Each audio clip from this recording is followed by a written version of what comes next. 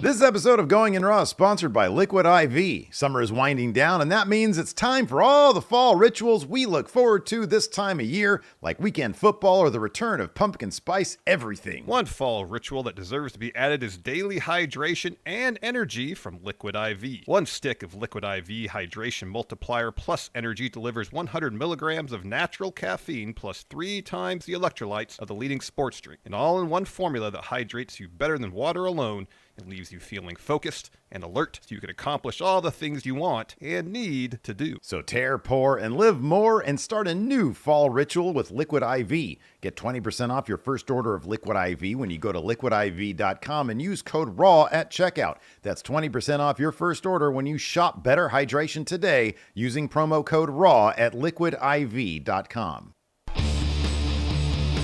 Hey, friendo, Steve here. Hell, Larson. Welcome back to Going in Raw, the only pro wrestling podcast you need to be listening to. On today's episode, we're talking about last night's AEW Dynamite on the road to Grand Slam and then a Wrestle Dream. Also, we've got our review of this week's NXT on the road to the CW.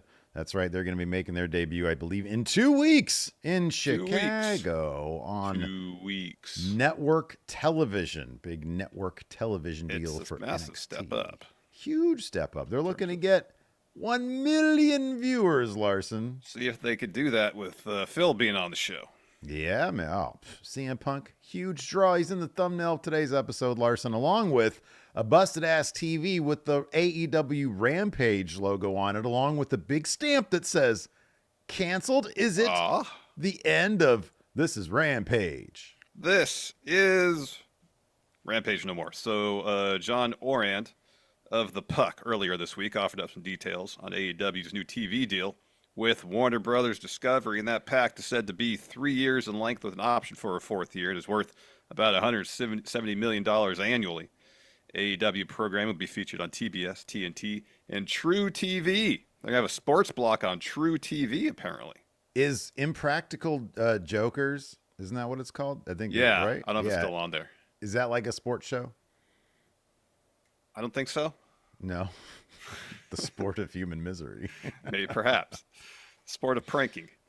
And added that AEW is still pitching packages to broadcast networks and streaming services. So Fightful Select reports a source within AEW and WBD have told them the streaming rights and pay-per-views may be part of a separate deal and may not be included in that $170 million a year contract with Warner Brothers.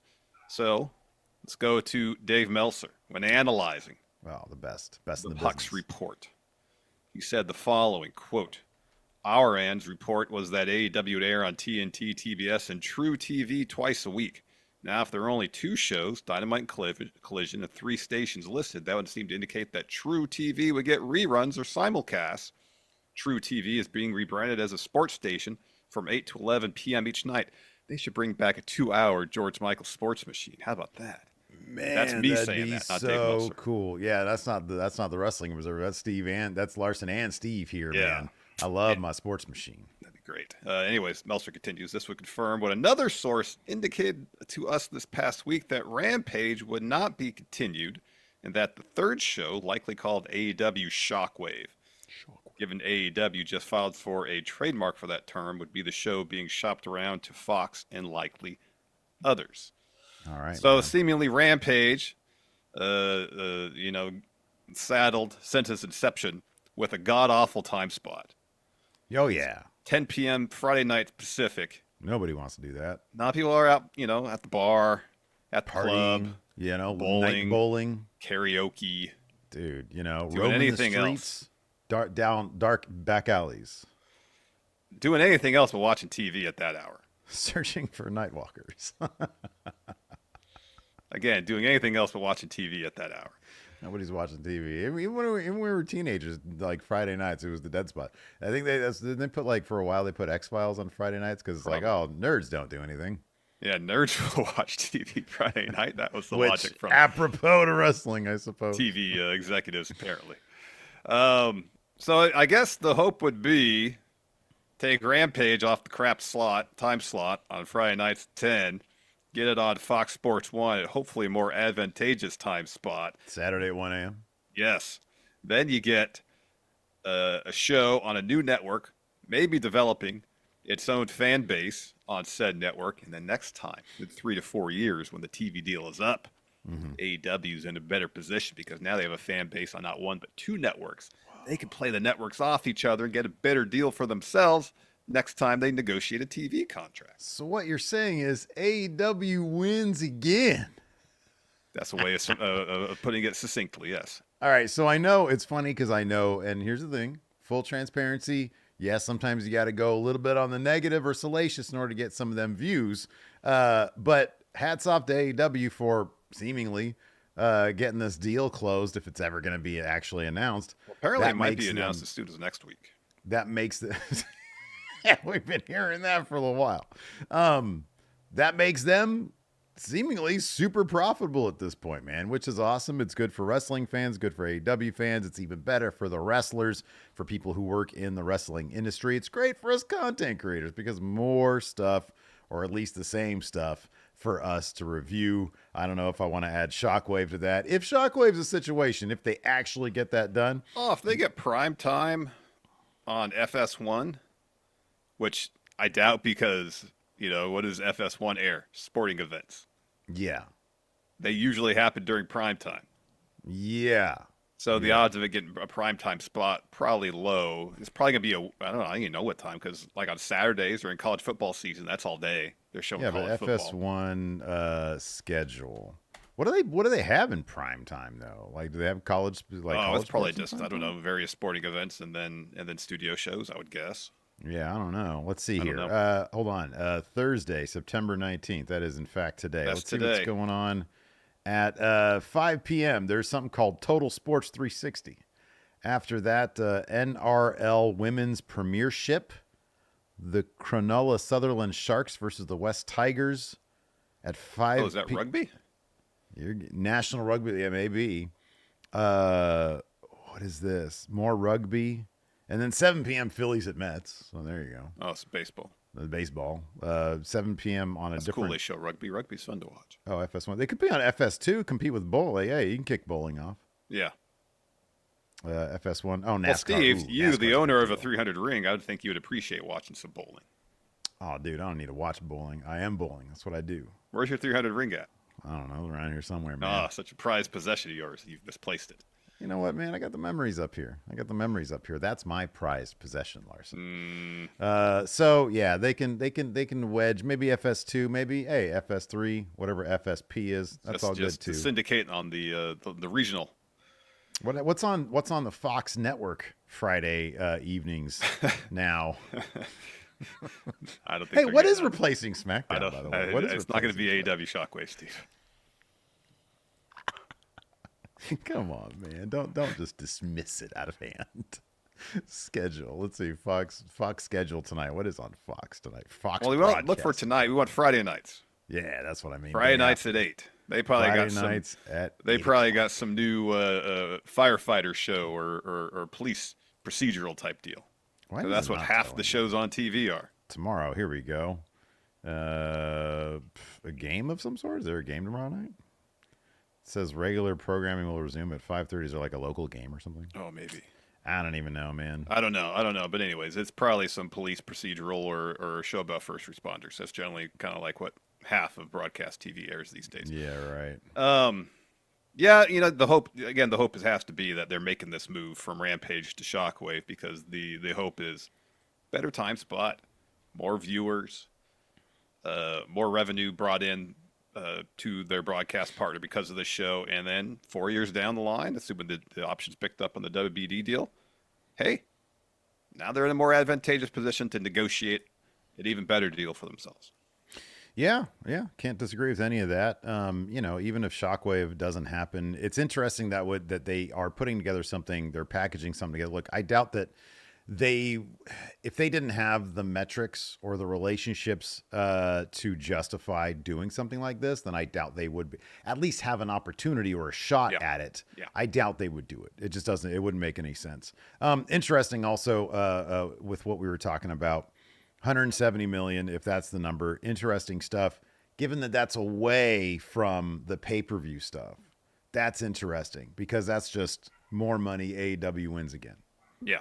If they keep up getting, whether they keep doing exclusively traditional pay-per-view, or it's a hybrid deal where they offer that, but also if you're a Max subscriber, you get it either at additional fee or free gratis with your Max subscription. Hopefully it's that. Mm-hmm. The opportunity is there to make probably 30% of where they make it from the TV deal, assuming they go full on with the traditional pay-per-view thing like they have now, because you get about 100,000 buys per pay-per-view. Yeah. At $50 a pop. Do we know? Hey, have you ever 10 heard of those a year? That's $50 million. What? Have you ever heard what the split is between U.S. and international in terms of their pay-per-view? No. Neither have I. Because like that one of the things that I saw on Twitter was there might be a Max component away from pay-per-view, but not exclusive to Max, in which case internationally, whatever the pay-per-view situation would still be the situation. Well, they'll be on Fight then, right? Is that what it's on now? Or whatever they call it. What is Fight now? You can get it on YouTube. You can get it on Triller. Is that what it is? Yeah, that's what it is. Triller. Yeah. And then it would be on Max for the. So yeah, I mean, a lot of money out there seemingly for AEW. Obviously not WWE money, but they're a 5-year-old company. So hey, if their second TV deal is going to make them profitable, yeah, that's by any conceivable metric you could probably think of. That's wildly successful. So yeah, no, absolutely. Fluffy Canuck here gifted 5 memberships to the community. Thank you very much, Fluffy. Appreciate it. Survivor 1993 has been a member for 14 months now. Re-up the membership. Thank you very much for that. Thank you. Fluffy Canuck here with a super chat says, just wanted to give thanks to you guys being one of the best podcasts I listen to. One of. Steve, there's a lot of good podcasts out there. Number 1. Maybe we're the number 1 wrestling podcast that could be. Canuck listens to. That could be. David Matushek here with the super chat says, college football is airing tomorrow. Illinois versus Nebraska. After the season, he says, I'm not so sure. So in terms of what's on tomorrow. Gotcha. So Friday nights, they're all in on Friday college nights, football. Yeah. All right. So yeah, I mentioned the memberships here, generously gifted by Fluffy Canuck. Want to point out we've got coming up another Big Blue Predictions Challenge, and just earlier this morning, Larson, I still need to get our G1 predictions winner. What was his name? Peter Brontis? Yeah, Peter Brontis. Yeah. I need to get his info in terms of what he wants on his Big Blue Predictions Hall of Champion. Now that he is a G1 champion, I need to get that info from him. But I do have Champ Fear and Loathing's Big Blue and Joey Bishop's Big Blue. I got their head on Eddie Kingston's body. I have their. So Larson, are you watching the YouTube stream right now? Because no. The Twitch chatters, I'm sorry, it's not going to show up there. I'm handling YouTube, but I'm going to put it up on the screen here. First up, here's Joey Bishop, who won at, I believe, SummerSlam, if I'm not mistaken. So here is his. It's just Joey Bishop with the Big Blue title. There we go. But of course, it's a black and white picture, so Big Blue's in black and white. So Joey Bishop, that's going to go up on our Patreon Hall of Champions right there, available for everybody to see. Yeah. And then here is Liev Schreiber's head on Eddie Kingston's body. Oh, well, there it is. There you are, Champ Fear and Loathing. You got it done. He got it done. He said he was going to do it. The dude had a story and he finished it, Larson. He did. Very impressive. Very impressive. Congratulations. So, yeah, if you want your ridiculous picture, whatever you want, within reason, within standards, on your own Big Blue Predictions Challenge championship frame, then you got to win one of our predictions challenges. Also, I ordered today from our merch company using the company card 3 Big Blue Predictions winners hats. Acceptable use of the company card. That's acceptable. Acceptable. That's okay. Good. I'm glad. Buying title belts for yourself, not acceptable. What? No. Look at what it adds to the show, though. Add something to you for the show. What do I get? To you, look at you too. The prestige. They're not even in frame for me right now. I can't even see. Right, but on the YouTube show, you're on the same screen as this dude. Throw your ones up for the tribal chief guy in Pakistan. That's my tribal chief. My man in Pakistan. What am I paying for? Titles over here. So anyways, those are coming here, and then they'll be shipped off to their rightful winners. So you can get a Big Blue Predictions hat and your picture in the Hall of Champions. And all you got to do is participate in the Big Blue Predictions Challenge. To do that, you click join right here at youtube.com/Steven Larson. It's $5 a month to get access to our bonus episodes, question threads, and the predictions challenge. Or you can go to patreon.com/Steven Larson. Click on the Friendo Club setup there. It's $5 a month. Access to all the same stuff as the membership gets. So consider doing that. Also, do us a solid. Hit that thumbs up. Hit the subscribe button. YouTube loves comments. And so if you could leave, not necessarily in the chat here for the live crowd, but if you're watching this on demand, go to the comments of the video. Drop us some comments. What do you think about AEW winning again, Larson? Man, oh man. All things coming up. Even though I know the thumbnail has a broken TV with AEW Rampage says canceled, and then there's CM Punk on the other side of the thumbnail. It's all looking roses right now for it. AEW. Is. I mean, for AEW, I mean, you can maybe just one step back, 2 steps forward. You know, Rampage canceled, but bunch more money coming into the company, profitable. Perhaps a new show on a new network that could generate its own fan base. AEW wins again. Larson, what would you call it if all of a sudden we were able to make way more money by doing less work? Isn't that Steven Larson wins again? Oh, that's living the dream. Make twice as much money doing less work? Sign me up. That's closer to the tribal chief setup. I know. Put your ones up, Steve. Put your ones up for the guy from Pakistan with this title here on the company That's good work. Yeah. I still don't know why I'm paying for it, though. Oh, because it's ours. No, it's yours. Oh.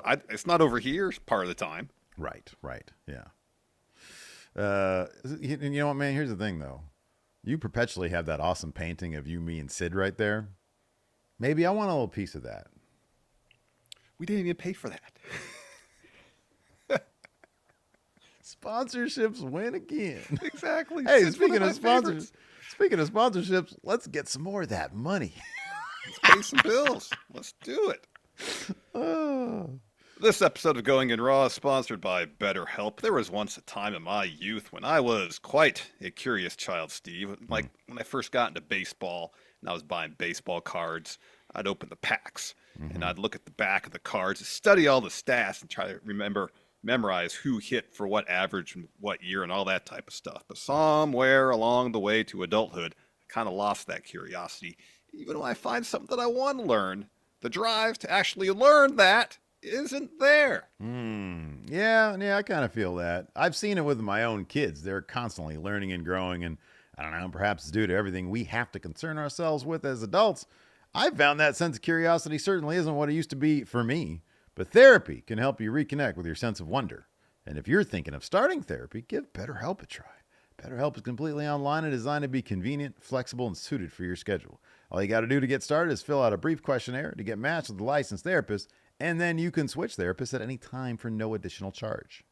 I've spoken about it on the show before. In my mid-20s, my life was basically taken over by severe anxiety, and I definitely lost any sense of wonder or curiosity. Eventually, I made the realization that I had to go to therapy, and therapy helped me learn the skills I needed to better cope with my anxiety and got my life back on track and put me on the path to hopefully becoming a better Larson. So rediscover your curiosity with BetterHelp. Visit BetterHelp.com/raw today to get 10% off your first month. That's BetterHelp, HELP.com/raw.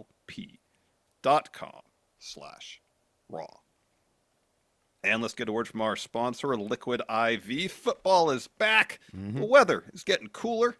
That must mean fall is nearly here, Steve. And while I'm starting to work weekend football watching back into my fall rituals, one ritual that remains a constant for you and I year-round are our semi-weekly one-on-one basketball games. That's right, man. Temperatures may be down this type of year, but hydration is still a priority whether we're hooping or not. And hydration and energy deserves to be a priority this fall with Liquid IV. Steve, we've known each other a long time, yeah? Oh, yeah, too long. You probably know me pretty well, you would imagine, right? Yeah, you would think so. And I don't think anyone would describe me as a high-energy individual. Would you agree with that? It'd be folly if they did. Yeah, so it helps me tremendously when I get a pep in my step when we're playing one-on-one. And 1 stick of Liquid IV Hydration Multiplier Plus Energy in 16 ounces of water delivers 100 milligrams of natural caffeine plus 3 times the electrolytes of the leading sports drink. Liquid IV has also combined their awesome peach flavor with a highly requested blackberry, providing an all-in-one formula that hydrates better than water alone and leaves me feeling focused and alert, so I accomplish all the things I want to do on and off the basketball court. So tear, pour, and live more and start a new fall ritual with Liquid IV. Get 20% off your first order of Liquid IV when you go to liquidiv.com and use code RAW at checkout. That's 20% off your first order when you shop Better Hydration today using promo code RAW at liquidiv.com. Look at this big sack of Liquid IV I've got right here in my hands, man. Look at this. What did I get? Sugar-free, I think, yeah. And it's the raspberry melon. Look, he's like, whoa, wait. You got raspberry and you got melon. What? It's 2 amazing flavors. It's and 2 guess great what? things together to make it more Even amazing. Greater. Liquid IV wins again. Yeah. Anyways, we'll talk about AEW now. AEW wins again. Did they win again last night, Larson? I mean, it was a relatively enjoyable episode of Dynamite. It just was lacking like huge story beats. That's what it felt like. Not to say there wasn't stories being advanced or told, but there wasn't anything like, oh wow, right now I'm so hyped to watch Grand Slam next week. Yeah, like it's funny. Boy, oh boy, I don't know. I'm looking over this. Yeah, there's a lot of spinning of wheels going on here because I'm looking at this thing here, and I mean, I'm still curious to know what the Blackpool combat or what the Jon Moxley. The Shane World Order. Still kind of curious what that's all about. I don't really know. No more teases or more detailed teases about what Mox could be up to. Mox and Pac, Claudio, and Rita Shafir. Yeah, I mean it was kind of the shocking nature of the spot with him and Private Party and all them was kind of cool. Smashing but like Cassidy's hand with the hammer. Yeah, you know. Yeah, I don't know. Like it's one of those. So here's the thing: it's one of those things where they're not quite building the Wrestle Dream; they're building the Grand Slam, right? Like that's sort of what's happening now. And then I think that will then springboard into Wrestle Dream, and that's where things will pick up. But if you look at this week, like what we're gonna get a Hangman versus Jeff Jarrett at Grand Slam, is that gonna be the deal? Or the 5th anniversary show? That's the week after Grand Slam. So we have Grand Slam next week. Oh, that's right. And then Ricochet Ospreay was announced for the 5th anniversary show. Yeah. And then, 8 days after that is Wrestle Dream. Mm-hmm. Yeah. So there's a lot of major shows happening for AEW in pretty quick succession. Yeah. So I don't know. I'm looking at the first hour or so was kind of meh. Like you had 20 minutes of an Orange Cassidy versus Chris that match Jericho did not need thing. to be that long. There was that. I'll be honest with you. This is kind of sad, but right now one of the more interesting things is Wheeler Yuta. Yeah, I know. It kind of is. You know, the guy he's trying to ditch his title, but he's like, man, I won this thing. I should probably defend it. And then some dude comes up, hey Wheeler, you left your title in the restaurant. Shit, you found that thing? Yeah. I know. He has to try to rationalize it. Well, I've been kind of absent-minded of late. Right, exactly. He gets the name of the show wrong where he's got his title defense. Yeah, it's good. It's actually pretty good stuff for Wheeler. Well, I saw the stuff he was doing on Collision, too, during his match there, and it was well executed. Okay. As far as being kind of absent-minded and missing spots, and purposely missing his usual spots, not purposely botching, but he'd do it I think the rebounder lariat he didn't get right and some other stuff. But then they eventually focused to one. But it's interesting that they're taking the route of my faction's blowing up in my face. My mentor got nearly suffocated, and I'm having a hard time focusing on my day-to-day job because it makes all the sense in the world, you know? Yeah, I kind of like it. And he kind of, I mean, if there's one thing that he can do that we've discovered he can actually do pretty well is be sort of the bummer guy, he's sort of the Eeyore now because he has every right to be. Mm-hmm. And I think that he's actually, his thing has always been the character stuff. It's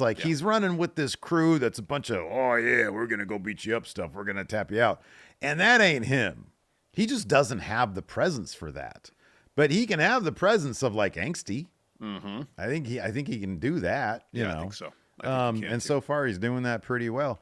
But beyond that, like, man, I don't know. I mean, they're building to this. The main event was good. It was a really good match, but again, you know, it just telegraphs what's going to happen at Grand Slam, where Ospreay and Fletcher are going to lose to the Young Bucks. Yeah, because Fletcher got the pin here, right?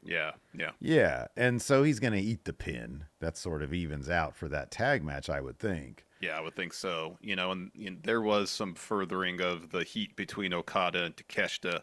Yeah, that's good. Yeah, which is going to be a great match. Oh, it's going to be really good. I'm kind of, at the same time, I kind of feel like Takeshita having beef, and I understand it, with Ospreay is kind of taken away from the focus on Okada and Takeshita. Because Takeshita has beef with Ospreay because Don Callis asked Ospreay to tag with Fletcher to get a tag title opportunity rather than asking Takeshita to tag with Fletcher. Mm-hmm. Takeshita is actually a member of Don Callis' family. Ospreay left. Yeah. So it's understandable. Mm-hmm. But if you really want to build up heat for the Takeshita Okada thing, the primary focus should be that. But so much of the story of this tag match was Takeshita being upset with Ospreay. And I felt like at moments it kind of took away from what the spotlight should really be on. Well, how about this? What if you do Takeshita versus Okada, and then you have Takeshita versus Ospreay, and he comes away with both titles? Takeshita wins again. And that's the way of doing it. If that's the goal, then all right. Probably not going to happen that way. Yeah, probably not. I don't know if he's doing. Well, I don't mind. I don't mind. I feel you. I do. It doesn't mind. I don't really bother. It doesn't really bother me that much. You know, I'm never going to complain if you're logically setting up, several things at the same time. And I guess the one moment that it was just at the end of the match where I was kind of like, all right, this feels like they're going a little too far with it, where Ospreay offers his hand to Takeshita. Not like Takeshita just didn't walk away. He like pushed Ospreay. Mm-hmm. Yeah. And this is a small thing. And again, this is a small quibble. It's tiny. It's minor. In another universe, I don't even bring it up. Mm-hmm. But there's something that we got to talk about with this Dynamite, so I brought it up. Yeah. And it just felt like it was a situation where he just kind of looked at Ospreay's hand, turned around, and walked away. All right. Mm-hmm. That's fine. They won. Like, be happy you won. Yeah. So.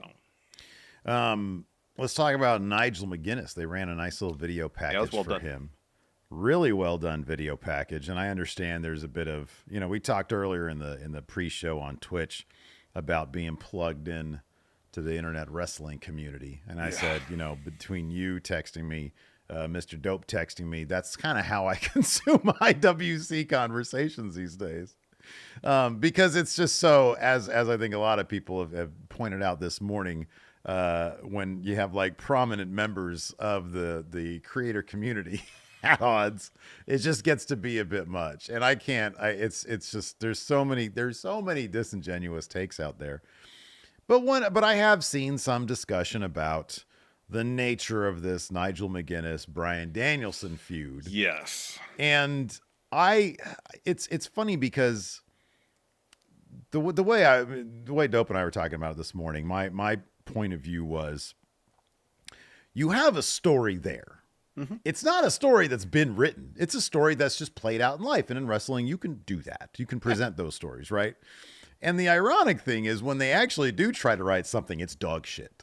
Because this whole like, oh, Danielson, you're not cleared, or are you cleared, or are you going to show up, or are you not going to show up? I've got a piece of paper right here, is just the stupidest, most convoluted thing. And, I understand, I get trying to bring some logic to your proceedings, to your creative. But there's also a kind of thing where you're going too far with it, and it doesn't have to be that involved. And I don't know, there's probably a million different ways they could have written this. But the bottom line is, anybody who's followed Nigel McGuinness's career, and again, I understand they haven't really brought this up on TV until now because he's been cleared now. But Nigel has spent, 2 years on commentary talking shit about Bryan Danielson the entire time. Yeah. So whether you know the particular ins and outs of their dynamic in the past, he cannot stand Bryan Danielson. Mm-hmm. Yeah. And I don't know. I mean, he has that first promo when he says that he's going to have the match. He goes into some detail. They have a really good video package that aired last night talking about their history. Like, there's a story there. And if you want more, AEW literally uploaded 11 and a half hours of Nigel McGuinness matches on their YouTube. You could watch that if you want to get caught up to speed. But I don't feel like you necessarily have to. I understand this is a match that may not have the mainstream appeal of some other potential contests. But at the same time, it's pretty obvious that Tony Khan is a massive wrestling nerd. Oh, yeah, sure. And this is a match he probably really wants to see. He feels like there's a story that could resonate here. Mm-hmm. And it's obviously a match Nigel really wants. And it's probably a match Bryan Danielson really wants too before his career winds down. Yeah, but none of that matters. What matters is what we see on television. No, I know, but if all that informs what we see on television, then it does matter. Yeah, but it doesn't. But here's the thing, though. Like, because I understand what you're saying. Everybody wants it. I want it, because I know I understand the history there. But again, it's one of those things. One of the criticisms of AEW is WWE doesn't. Yeah, I'm going to make comparisons here because I'll be honest with you. Some of the more successful aspects of AEW's creative has been because I think they're following, in some cases, more of a WWE approach. You don't have to know. You don't have to know jack shit. They will tell the story, beginning, middle, and end. And I think that, yes, it was an awesome surprise to see Nigel McGuinness show up at All In. And it was a legitimate surprise. So I don't know if you can have that surprise and program this match for Grand Slam and tell the beginning part of the story wrapped up into the history. Like, write the story, There's got to be a beginning. And for AEW to expect us to be like 11 hours of Nigel McGuinness, I'm going to check that out right now because we got so many other things to watch. What would you define as the beginning of the story then? The beginning of the written story for this match build. Because I saw this described as a 20-year build. It hasn't been a 20-year build because for 19 of those years, Nigel McGuinness didn't think that he could wrestle. So that hasn't been a build. It hasn't been something that's been written. The beginning of the story is when pen is put to paper and they present it on television. But I mean, like, what would you like to see presented on television? Oh shit, I don't know. Something that Nigel McGuinness it's. I don't know. I'm not writing it. That's the thing. Okay. Like I could sit here and try to fantasy book it, but that's kind of not the point. There was a better way to write this because the way they wrote it was crap, and because the way they wrote it was crap, now we have to fall back on go Google it. And that ain't fair. That's not really realistic. That doesn't get people jazzed. I'm jazzed for the match because I know. Yeah. But I'm not like the general audience. I do think it would be more satisfying to know or to see on the television that somebody wrote this because some of the writing in AEW is pretty good these days. They're capable of it. Yeah, and I wonder if part of it is because seemingly, I can't remember what it was last week, that this was kind of rushed through, that initially it was supposed to be Darby taking on Danielson at Grand Slam. That's possible, the stipulation of Darby winning the Royal Rampage. Mm-hmm. And they decided to pivot, and because of the pivot, probably didn't allow them enough time to tell the story as you're talking about. So this is what we get, Yeah, and look, I understand circumstances dictate. I get that. But you're also a TV production company. You're producing television, and what has been far and away the most successful feud, maybe ever in AEW, but certainly in the last 12 months in AEW. I mean, the most successful feud in AEW is Swerve and Hangman. Right. That had a beginning on television. Yeah. On AEW programming. That had a middle part. That had character development. That had this, that, the other, which gets us all geeked out. That's how you do it. No, I understand That's the that. successful and formula I'm not disagreeing right with that, but I don't think this is supposed to be a major story in the same facet as Swerve and Hangman. This is supposed to... This story, and I'm not defending it, I'm just saying I think this is what it is. They want to motivate a match. The match happens at Grand Slam, that's it. There's nothing going to be happen between Danielson and Nigel after this match. It's not going to be an ongoing story. Right. So they want to motivate the match. Yeah, so you sure. have Nigel. In this sense, it's not a story, it's a feud. Yeah. And they want Nigel, after talking shit about Bryan Danielson on commentary for the last 2 years, he sees an opportunity with Mox convincing Darby to put his title shot on the line because Danielson is not cleared. Nigel sees an opportunity. He goes talk to Tony Khan. He gets the opportunity. He describes why in his promo. I mean, again, I'm not defending it. Just in my mind, I can appreciate for what it's going to be without feeling the need to Google anything. Yeah, me too. But I'm just talking about like AEW has been successful with certain things because they approach it in a certain manner. No, I don't disagree with that. And this is not the way. This is not the way that's approached. To bust out 11 hours of matches. That's not how you do it, and it's not compelling television. That's my point. But the match, I'm looking forward to the match because I think the match is going to be really good. But I'm not looking at this as like some grand story they're trying to tell. This is just them. Not everything has to be though. You and I talk all the time about making the most of your television time. Yeah. Everything should have attention to detail, whether it's a story or a feud. So I'm just saying, bring the same energy to this that you are other stuff. I don't need it to be some grand story. That's not my point. Point is, if you're going to write something, kind of make it make sense. And this doesn't. Okay. That's my point. The video package was really cool, though. Yeah, it was really good. I mean, I feel like that alone fills in a lot of the blanks that people might have. Maybe one thing it'd be nice to have is Danielson coming out and responding, but I don't know. I think they want you to wonder they whether do, or not and he's going to be there. I think that's a mistake. The whole will he be there? Of course he's going to fucking be there. Right. Of course, Yeah. because they have the match graphic. They wouldn't advertise a match even with an asterisk and a caveat if it wasn't going to happen. We all know it's going to happen. Yeah. I think the more compelling story is if he shows up and is like, I'm fucked up from nearly being suffocated by Jon Moxley, but this is a match that's important to me too. I need to dispel everything that Nigel's been saying about me for years. Mm-hmm. Then you get the right now we're only getting one side of the story, and that's Nigel's. Mm-hmm. And yeah, that's a problem. If Danielson were to show up, like if Dynamite's happening and Danielson rushes out there, well, he's not supposed to be here. He's not cleared. Mm-hmm. And he talks about why the match is important to him. Then you have two sides of the story, and then it would probably resonate a bit more. Again, I'm not trying to defend it. Yeah. I'm just trying to say why personally it doesn't really bother me because I'm not expecting more than just a good match out of this, Yeah, no, me too. I mean, the point of the show is to criticize and to analyze. Yeah. And so that's what we're doing.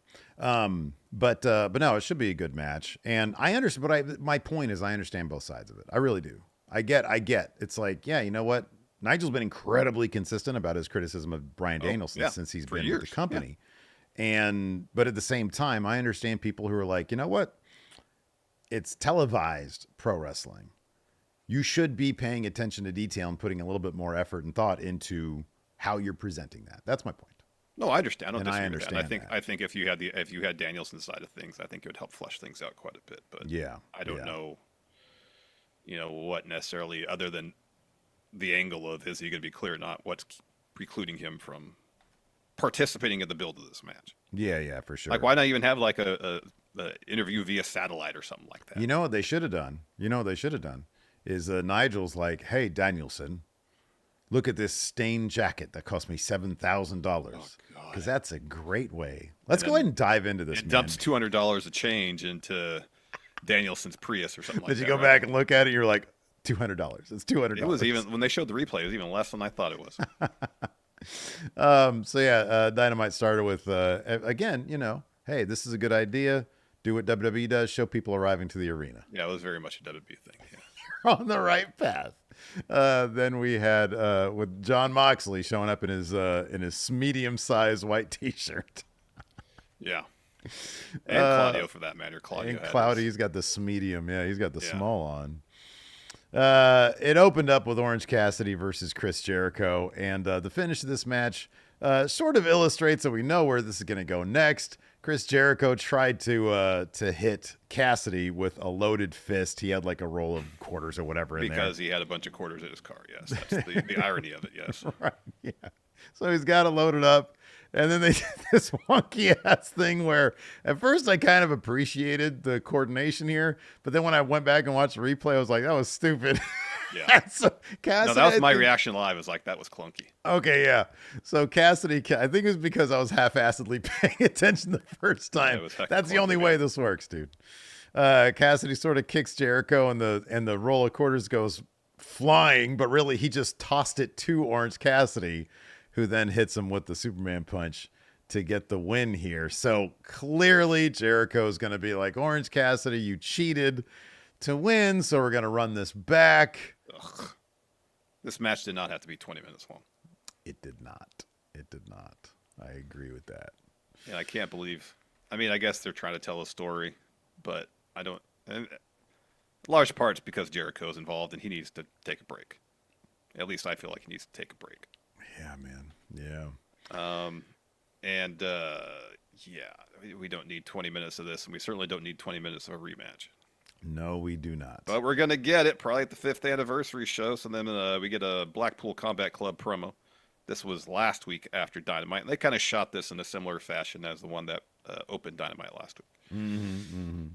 Pac says, Yuta, where have you been, man? We're the Trios champions. We haven't heard from you since the pay-per-view. It's very simple.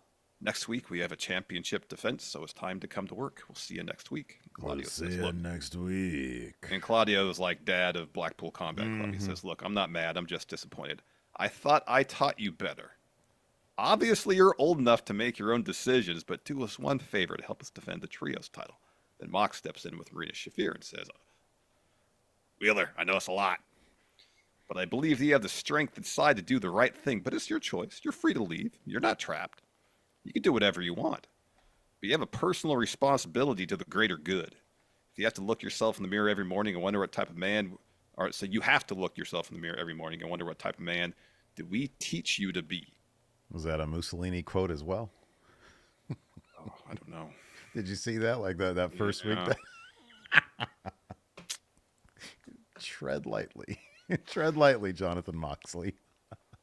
Jonathan Good. After that, yeah, this Wheeler's retort. Yeah, and it's with Al Scoops, and Yuta says in response, he says, "Obviously, I'm pretty conflicted based on recent events, but I've worked my whole career to be a champion, and if we're gonna showcase what we got at Wrestle Dream, and some guy comes in, Wheeler, you left your trios title in the locker room," and he's like, "Oh God, sorry, man, my head's been all over the place, as you can tell."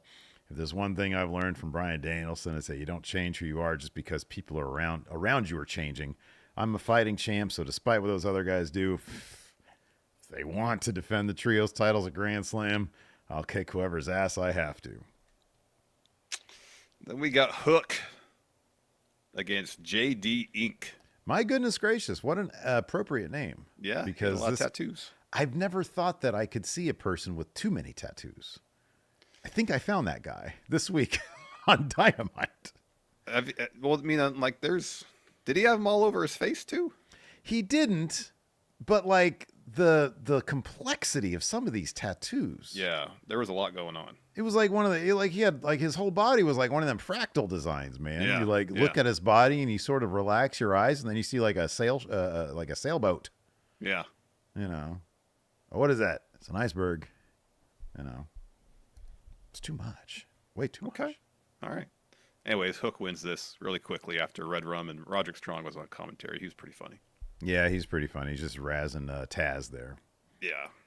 Then we get a private party interview. So Marvez says that Blackpool Combat Clubs have an open challenge for their trios titles next week. And it's an opportunity for private party. So Mark Quinn, Isaiah Cassidy steps in. Isaiah says, Marvez, that's right up our alley, the trios match. He says, Claudio, Mox, Pac.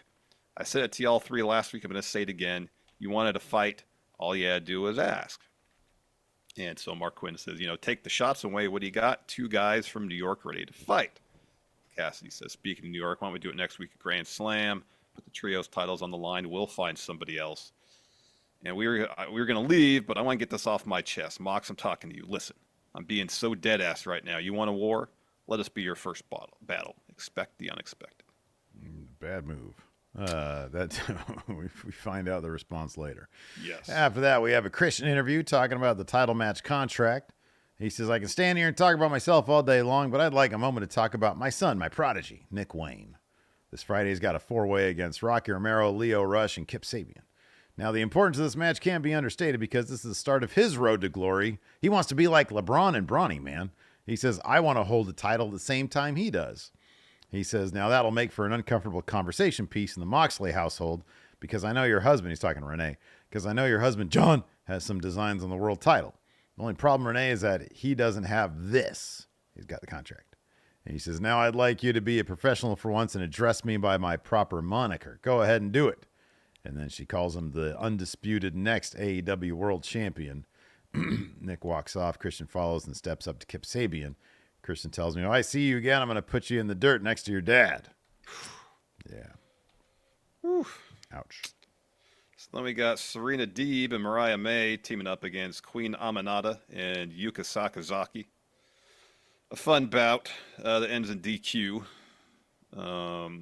Yuka hits a magical girl splash on Serena Deeb, covers, and Mariah May comes in, hits Yuka with the title to break up the pin, and then it starts hitting her a bunch more with the championship. Yeah.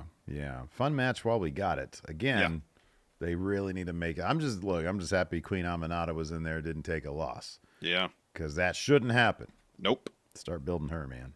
Exactly. After that, given that we had a Mariah May match, and she had called out Mina Shirakawa last week, we got Mina's response. She says, Mariah, I haven't heard from you in months. I watched you win the AEW World's title at Wembley Stadium, and now you say you want Mina? You've changed. I don't know if I like what you become, but I still miss you. We had so many good times together, and we can have even more. In my heart, I want Mariah. So you want to celebrate? Do you really want Mina? Does AEW really want Mina? Well, get ready, because Mina is coming. That'll be interesting. That'll be a good match when they have like an actual match. That'll be good. It will be. Then we had the Nigel Bryan Danielson video package. Really good stuff talking about the nature of Nigel's beef with Danielson. Mm-hmm. They didn't really get into, because the story was that they both had opportunities at WWE. And then, was it Nigel was transparent about his injury history or something like that, and WWE passed? Isn't that what it was? Lore. Danielson lied about his, and they let him in, and Nigel was open like about an arm it. Injury or something. They passed. Yeah. Yeah. There was like a whole documentary, I think, of Nigel McGuinness. Yeah, for his last match. Yeah. Yeah, and I'm trying to remember. I think I actually watched a bunch of it, but ages ago. Might check that out again, but it's really interesting stuff, and it's incredibly heartbreaking. Yeah, because he got the short end of the stick. Well, he just said recently that he didn't stop wrestling because of any health concerns. He just couldn't afford to do it anymore. Oh, okay, that sounds familiar. Yeah. Like he said he wasn't going to go back to TNA. WB passed. There wasn't a place like AEW he could go to. So well, you look at it, it's sad because I do remember distinctly. You look at his last match. And it was like sparsely populated. Yeah, I remember you said that. Yeah, sort of fizzled out, and it's like, golly, it's crazy. The line between like just wild success and having to retire because you can't make ends meet is pretty thin. It is. But anyways, I remember the video package. There was the subtext of their careers being at parallel, obviously in Ring of Honor, and then Danielson becoming regarded as the best wrestler in the world. Most famous, I think you called him like the most famous wrestler on the planet. And you don't get there without being in WWE. Whereas he had to retire because he couldn't afford to be a wrestler anymore, Right, exactly, yeah. So, again, this whole story would benefit if we got Danielson's side of things, and it's kind of a bummer that we're not getting this, especially if they kind of had to rush it through. Mm-hmm, yeah. What does a match with Nigel mean to Danielson? Is he looking to dispel this narrative that Nigel's putting out there? Mm-hmm. Yeah, that would have gone a long way. So yeah. Then we're supposed to have a Mox promo, so he and Marina and Claudio enter through the crowd, but then they're attacked by Private Party. Private Party might have got like 2 shots in on them, and then Mox, Marina, and Claudio just wrecked them. Did not end well for Private Party. One of them took a hammer to the hand. No, so rough. Commander shows up, so I'm guessing Commander is going to be joining Private Party for this Trios Open Challenge at Grand Slam. He gets wrecked by Claudio. So eventually, Mox gets a hammer from under the ring and gets a mic. because Marina takes a mic from Alex Abrahantes. And he says, private party, I could end your careers right now for what you just did, but I'm not going to do that. You've been here since the beginning. You're in the same spot you were 5 years ago. Why is that? I'm going to give you a little of what you've been missing. I'm going to give you some friction, a little bit of resistance. I'm going to give you an obstacle to overcome. Consider this a gift. And so he takes a hammer and bashes Isaiah Cassidy's hand with it. Darby runs out, hits Claudio from behind with a skateboard. Mox throws Darby in the ring, and they just kind of circle each other a little bit. Darby takes a swing with the skateboard. Mox rolls out of the ring, so Darby gets the mic and says, Mox, when are you going to realize that I'm not the same dude I was 5 years ago? I'm going to run through you at Grand Slam and walk into Wrestle Dream in my home state, and I'm becoming the next AEW World Champion. All right, man. Time to prognosticate, Larson. How's this all going to play out?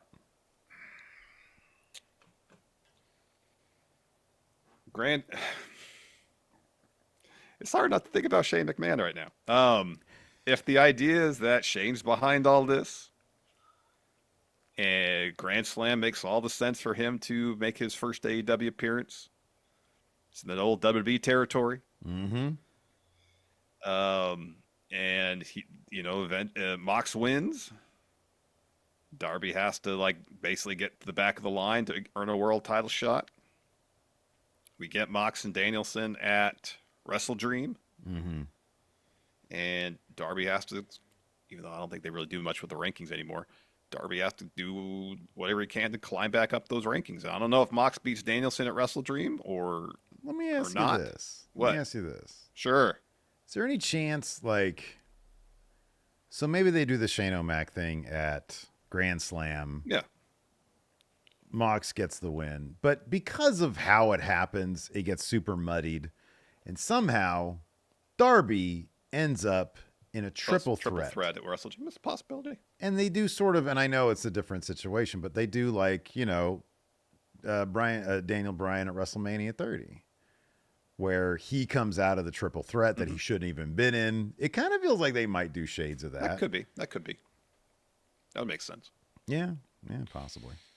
Then we had a Jack Perry video package about driving around the scapegoat mobile. This was well filmed, but I really wish that they would have him go from mall to mall. But here's the catch: dead mall to dead mall. Just goes to each mall looking for a pretzel place to get some Empty. cinnamon sugar pretzel bites. Just empty. Yeah. Can't find them. Can't find it. Man, those are so good. Some little pretzel bites with some cinnamon sugar on them. They get very clever with the pretzels these days. I went down to Gallery and they got little pizza pretzels, little pizza pretzel bites. I don't need anything that fancy. Just really? Standard. Give me a salted pretzel or the cinnamon sugar, and I'm happy. Cinnamon you know what sugar. the key is? They put butter on them. Yeah, more the better. Yeah, butter's so bad for you, but it makes everything better. Anyways, next we got Ricochet versus Beast Mortis. Steve didn't like this match, but I thought it was pretty fun. Whoa, buddy. Slow down. I didn't say I didn't like this match. I just kind of expected more. That's Beast weird. Mortis. Oh, my God. He's so good. Yeah, there was that whole middle section where they were doing all sorts of crazy moves to each other. Not crazy, but they were like fast back and forth. That was really good. Yeah, it was cool. Former WWE superstar Ricochet in action. It's good. This is Ricochet's best match that's coming to AEW. It's the most match. This match, the I think. Sammy one was pretty good. Which one? The Sammy one. Last week. No, this was way better. You think so? Oh yeah. I don't remember any headlocks. I don't remember any rest holds. This felt last more, week. I mean, the step by step. He's building up to the full Ricochet arsenal, man. He didn't look winded this match. No, he's building up his stamina. Exactly. I mean, he was wrestling 2-minute matches on speed for weeks. He didn't. Well, that'll take its toll if you're wrestling on speed. So like when we last 2 or 3 weeks, we've only played basketball once a week. Yeah, boy. And we try to do every time we show up, we're like, gosh, why are we so tired? Man, I just came back from Reno. I was operating on 10 hours of sleep in a 72-hour period, man. Yeah. But even the week before that, we were playing the first Oh, yeah. game of 21. We're like, gosh, why are we so tired? We're super old, Well, it's sad. I know. And our feeling like stamina's- Leo Rush out there. I mean, unlike Leo, we have definitely lost several steps. That is the truth. That is. So, anyways, Ricochet gets the win. Fun bout. Mortis is looking for like an angle slam type thing. Ricochet counters that with the crucifix bomb, follows with an axe kick. Vertigo to get the win. I do think that that Ricochet should bring back either the 630 or the double moonsault for his finish. Yeah, the double moonsault. Like set it up with Vertigo and then do the 630 or the double moonsault. Set it up with the Vertigo. Yeah, I agree with that. Yeah, absolutely. Yeah. Then we got a Hangman video package, and then we got a recap of FTR and Grizzled Young Veterans on Collision. Outrunners are tagging with. I can't stand that. It just honestly, this is gonna sound so bad. You know what I'm gonna say, don't you? Yeah. What am I gonna say? You want me to say it? Go ahead and say it. FTR is trying to get that Outrunners glory, man. They're trying to get that relevant by latching on to the Outrunners. Yep. They're latching on. It's the FTR vortex. Listen, FTR are great. They're a great tag team. But don't start doing their shtick. Don't have them come in and just be like, oh, I'm with these guys. No, man. I want to see Outrunners versus FTR. That's what I want to see. And Outrunners get the win. Yes. Because on the graphic they had for this match, it was FT Runners. Mm-hmm. Not Outrunners and FTR. Mm. They try to do the amalgam of the name, but of course FTR comes first.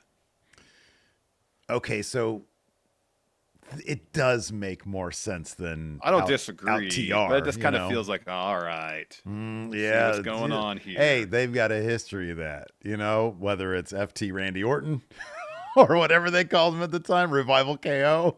I think, yeah.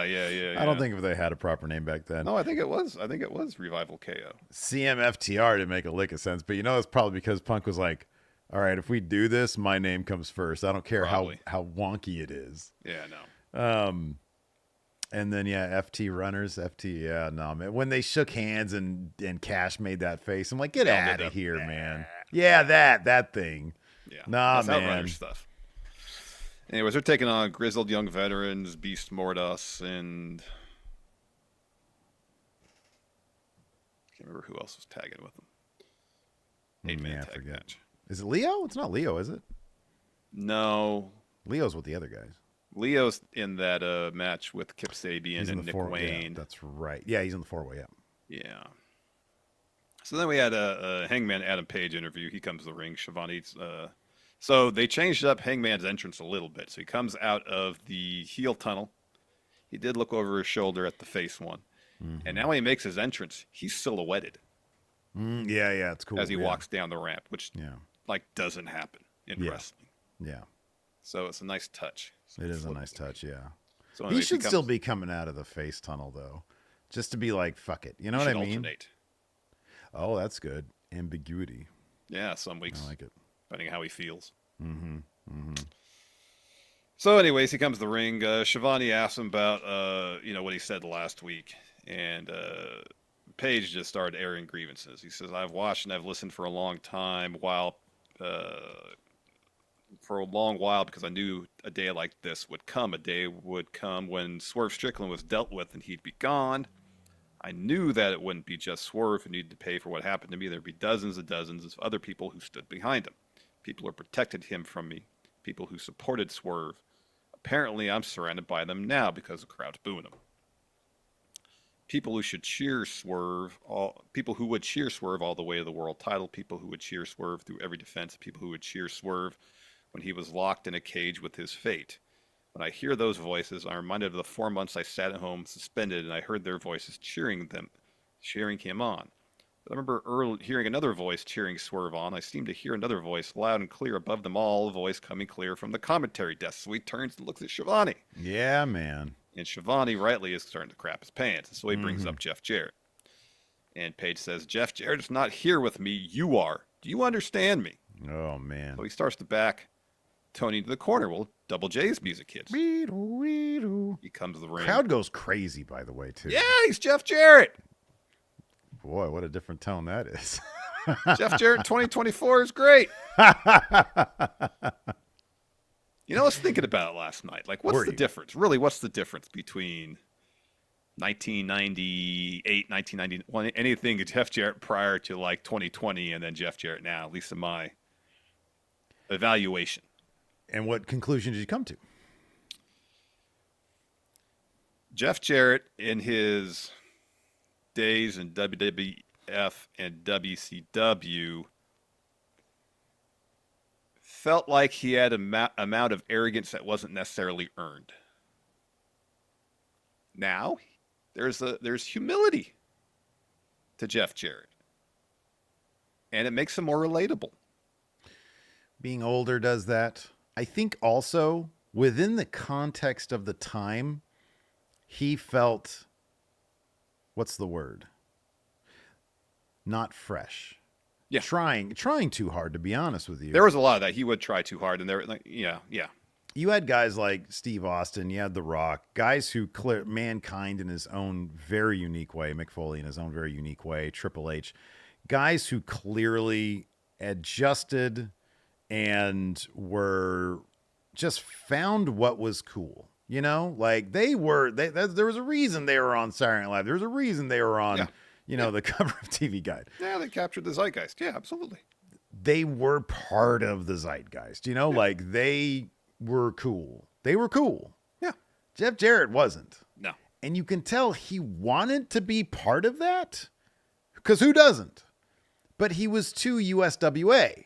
Yeah. He was like, if you remember, because I've watched some of these back then, when ECW invaded USWA, it was so sad to watch Jerry Lawler as a character try to like run them down when they were so much cooler than he was. Yeah. It was kind of pathetic. Yeah. And you go back and you watch like Paul Heyman invade this silly studio wrestling setup that they had, and it's like, my God, ECW gets nothing from this. Mm-hmm. USWA kind of looks stupid putting them on their own television, an act that's so much cooler than they are. Yeah.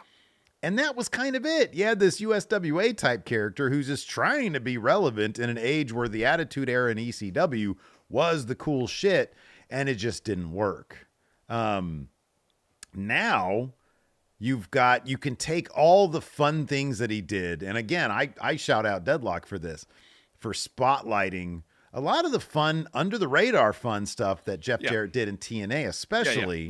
Yeah. And all the memes of him in WCW, whether he's giving the guitar shot to that little dude or whatever. A lot of that stuff now, 30 years later, is just, it's endearing.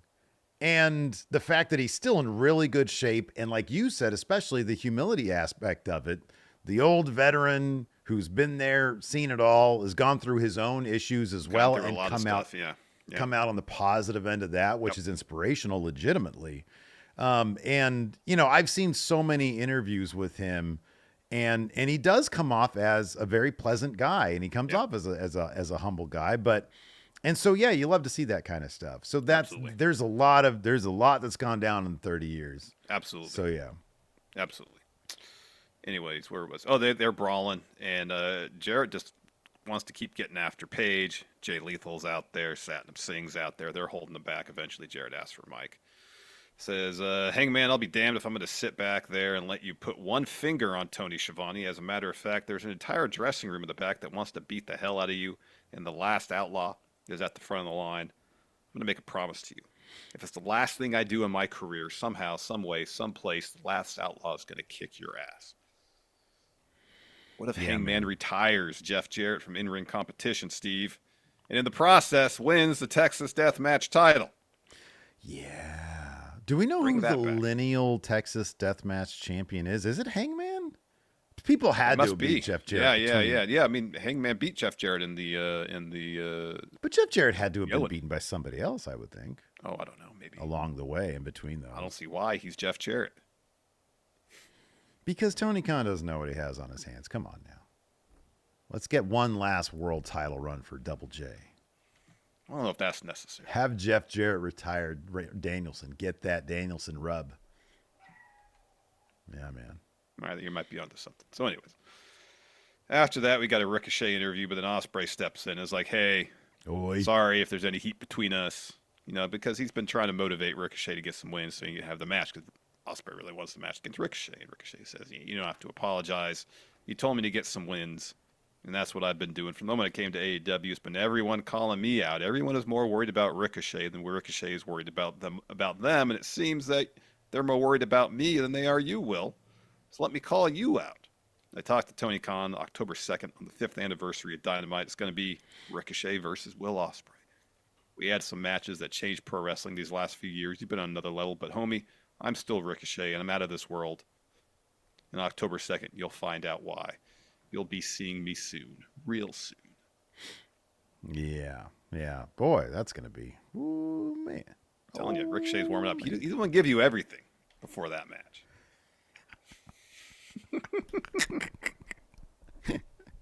I pray you're right. Oh, man. I mean, if he busts out the 630 and the double moonsault against Sammy Guevara, all right. It means nothing. No, he's got to save it. He's got to dig deep. You got to dig deep for it, man. For the match against Ospreay. So he's got to bust those things out. It's going to make it even more special. You know it's going to be a nightmare when Ospreay hits him with that Tiger Driver.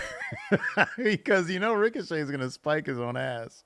Oh, I know. Oh, man. I don't think he's going to hit it on Ricochet, though, man. He likes him too much. You got to expect this has got to be some sort of wonk finish, time limit deal, something, right? Yeah. This is going to be a they'll run this back at WrestleDream, I think. Yeah, you think so? On pay-per-view. Yeah, I think they're going to do a special deal here. Yeah, absolutely. That leads to our main event. Will Ospreay, Kyle Fletcher, and Konosuke Takeshita, Really the Callis family, versus the Elite Young Bucks and Kazuchika Okada. Yeah, good stuff. A lot of stuff happening here. We mentioned earlier Fletcher got the win here after they did their tag finish. They did Aussie Open's tag finish. Yeah. Coriolis. That's what Mark Davis is going to come back. and Masked Kyle Fletcher. Attacker. You think that's going to bring back Mark Davis? And they threw up the United Empire Tron after they won. Well, yeah. We haven't seen that since Ospreay, I think, come to AEW full time. Because No, Fletcher's I been don't in think- Callis family, Mark Davis hurt. Yeah, that's right. Yeah. So Today. I think it's supposed to be like, oh wow, is United Empire get back together today? Yeah, they should leave that alone. Again, It's not hitting with Steve. It's not. You know, man, I think that there's a right ratio of this is what happened in the past, and this is what happens in the now, and this is part of AEW's, I'm gonna say it, universe. You know, like this is what we've established here. These are the stories that we tell, and it's good to reference the past. But do we need to like force people to Google shit? You know, United Empire, what's that? Is that something new? What is that? And then they're like, I got to go back and there's a New Japan thing. Okay. It's not an AEW thing. It needs to be an AEW thing. Well, there's been United Empire stuff in AEW. I Like, was they were all never a there fan one of the brand of the United Empire. Number one, it's a terrible name. It's not a good name. And then like green, not even Volt. Well, I Volt's understand cool. Volt's not for everybody. It was very. Zondo here says United Empire was on AEW like 10 times. Yeah, they were on a lot. Between Ospreay, Aussie Open, Jeff Cobb. They brought Jeff Cobb in, didn't they? Even Yeah. Great O'Khan had an AEW match. Yeah. So there's been a lot of United Empire in AEW. Yeah, but how much of it has been like, oh wow, that's cool, you know? I mean, I'm sure Now, the if first they time threw Ospreay up the showed it was NWO like, wow, logo, that'd be cool. It's like, whoa, they're gonna start the new NWO. So you're hold on a second. You're talking about Wolfpack. not relying on stuff from the past that people have everybody to knows Google. NWO. I understand that everybody might have. Nobody an idea needs of to Google NWO. I know, but that's something that hasn't been relevant in 20 goddamn years, man. I love, by the way, that you're not even bringing up the obvious trademark implications. That was the next thing. That should be the first thing. It's a WWE product, man. Because it's an obvious thing to point out. Literally, NWO shirts now have that stupid WWE logo it's so below it. annoying. Isn't that so bad? I hate that. So annoying. Anyway, afterwards, yeah, Ospreay's. It wouldn't even be a pop. It'd be such confusion. I know. New world order. Like, what the hell? What's happening? Did somebody accidentally put that on there? It seems like it. Ospreay, congratulates Fletcher. They shake hands. He looks to shake Takeshita's hand. Takeshita pushes him aside. Yeah, Takeshi's probably, I'm not United Empire. I'm Callis all right. family for All life. right, that makes sense. All right, there It's you like, go. why'd you I put retract that my logo up statement there? about Takeshita being too upset at the end.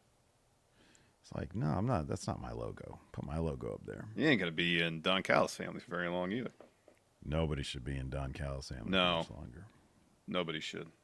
We got a super chat from Javier. It says, just here for a quick hi from Orlando. Friendos, celebrating my birthday today. We'll watch the VOD later. Have a good show. Thank you so much, Happy Javier. birthday. We appreciate it. Javier, remember, the Big Blue Predictions Challenge is coming up for, what is it? Bad Blood and Wrestle Dream. You don't have to do. There's only one D in bad, one D in blood. I like the double Ds. I know you like double Ds, but there's no double Ds. Love those double Ds, man. And then make sure you fill out that predictions form when it comes out, Javier. Okay, make sure you do it. Bad did blood did. That's what it should be. 2 sets of double Ds on the end of the bad and the end of the blood. Yeah, I know. Oh, Not there. There's not. Yeah, dude. I don't know what to tell you. I know you're disappointed, but Yep. we have to move on. All right, you got to move on. No NWO. Oh, talk about being disappointed, Larson. You want to talk about NXT? Do you know what I'm about to say? Do you know why? Earlier in the pre-show, Yeah. I said, because you were saying you're gonna get hangry. Yeah. And I said, oh, I know when the hanger is gonna kick in. Because right now you're hungry, on the verge of being angry because of it. But Hungry. you do realize that Tony D is about to take that North American title off of Oba I don't Femi. know. I don't know. What? What are you talking about? You don't know. On this week's NXT, it was the most interesting thing, where Tony D has a match against Hammerstone. Eats a suplex or something. Says, I don't want to do this, and leaves. Yeah. And then he confides to the rest of the family that he's afraid of Oba Femi. It's a direct rip of Rocky 3. It is. Yes. And what happens at the end of Rocky 3? I know. Rocky wins. Rocky wins again. Come on, man. They're not going to have Tony D'Angelo be the one to beat Oba Femi. Larson, the other day with such certainty, what's I would actually classify as hubris coming from you. What? Oh, CM Punk's going to win at Hell in a Cell. Yeah, he's probably going to win at Hell in a Cell. Yeah. You didn't even say probably. He's going to win at Hell in a Cell. With borderline arrogance. No arrogance. No arrogance. There is more certainty that Tony D is going to take that North American title from Oba Femi than CM Punk is going to beat Drew McIntyre. Well, they haven't at scheduled Hell the in a match Cell. first. Tony has to muster up the courage to Are accept you ready match. for this? I'm going to do this into the camera that you can see because I got 2 cameras going All right. here. Now I'm going to do it for the camera they can see. That's my bit, first of all. All right. Let's make a wager on this then. What's the wager going to be, man? We're both of course, broke. We don't have much. I don't know, some Del Taco or something. Let's get lunch, man. Let's get lunch. Loser pays. We need to get lunch. We need to go grab lunch or something because I want to talk to you about some channel business. And I don't. All like right, doing it let's on do Zoom. that then. Whenever this match happens, Nothing. maybe the big. second CW show, October 8th, because the first one seems pretty booked up already. Yeah, I think it's probably going to be on the second one. I think it's going to be. Heather says if Oba Femi loses to that mob boss wannabe clown, I'll riot.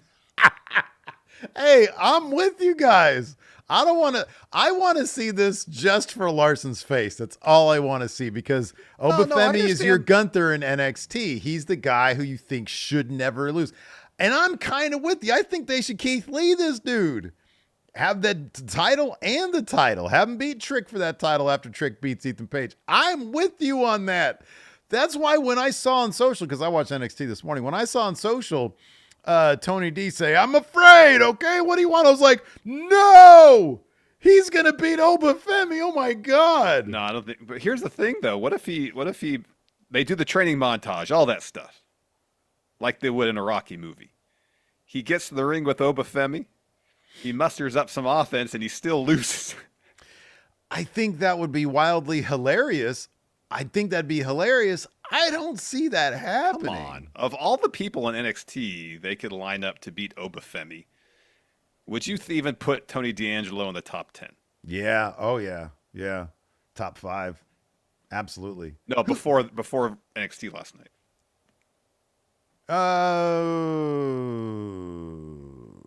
I don't know. I got my own personal bias, so probably not. But if honestly, if you try to look objectively, kind of, yeah.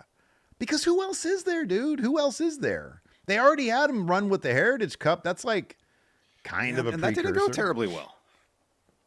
Well, yeah, he had it for a while, and then Charlie Dempsey gave it back to him, and they cheated that finish too. And they just I know, didn't but go like back in terms to of his actual reign with the Heritage Cup, the matches were kind of meh. Wouldn't it be wild if Obafemi lost this title because he decided to interrupt an interview kind of rudely? Be hilarious. That would be something. Yeah. Here's the thing. I'm not saying I understand the story and the setup for it, which would natural conclusion would be Tony D'Angelo wins. So I'm not dispelling it in its entirety. It's one of those things where I'll believe it when I see it. Crowd's going to go crazy too because the match, I think that they could actually tell a hell of a story with this. People like Obafemi. Dude, are you kidding me? Tony D's a day one, man. Of course. Yeah, absolutely. Yeah, he's going to win. He's going to be the guy to dethrone Obafemi. All the confidence points on it, man. All right. And I'll happily buy you lunch if I'm wrong about that. I will happily buy you lunch if I'm wrong about that. That being said, the story they're doing with him is the most interesting thing that's going on in NXT right now. And, it could be a matter of 2 or 3 weeks that the story, runs. Mm-hmm. Just so much else on NXT this past week. I know they're just setting up stuff for the CW show. They're trying to load it up. I get it. Just in terms of the build, it doesn't make for the most intriguing stuff. Yeah. I'm not really that excited about Ethan Page as champion. I'm excited about Trick Williams beating him, so get the title off Ethan Page. I kind of find Ethan Page as champion kind of boring. I'm with you. I need Page to be in a good story. I really do. Because right now he just kind of feels like the Miz of NXT. He does. I feel like the guy has more charisma than the Miz, right? I feel like he does, but it just doesn't translate with what he's doing right now. And I don't know what it is. He's got it. I mean, he's a good-looking dude. He's got charisma. He can talk, but nothing that he says seems to matter or No. I don't know what the deal is. I think he just needs maybe just a really killer story that gives some dimension to him because I think he's a good performer. It's just the ego thing is so one note. Yeah, it is. But and I honestly think I see the guy on main roster. I really do. I think he's more of a main roster guy than an NXT guy. Maybe that's the problem. Because I like him. I do, but it's I just don't see there's nothing interesting there. No. And there's got to be something interesting he can do. Yeah, I know. Because right now this ain't it. Bring back Karate Man. Yeah, there we go. That's how you do it, man. Get all of NXT's production capabilities behind the Karate Man Ethan Page rematch. How about this? Tony D doesn't beat Obafemi. Karate Man does. Probably even worse idea. Or best idea.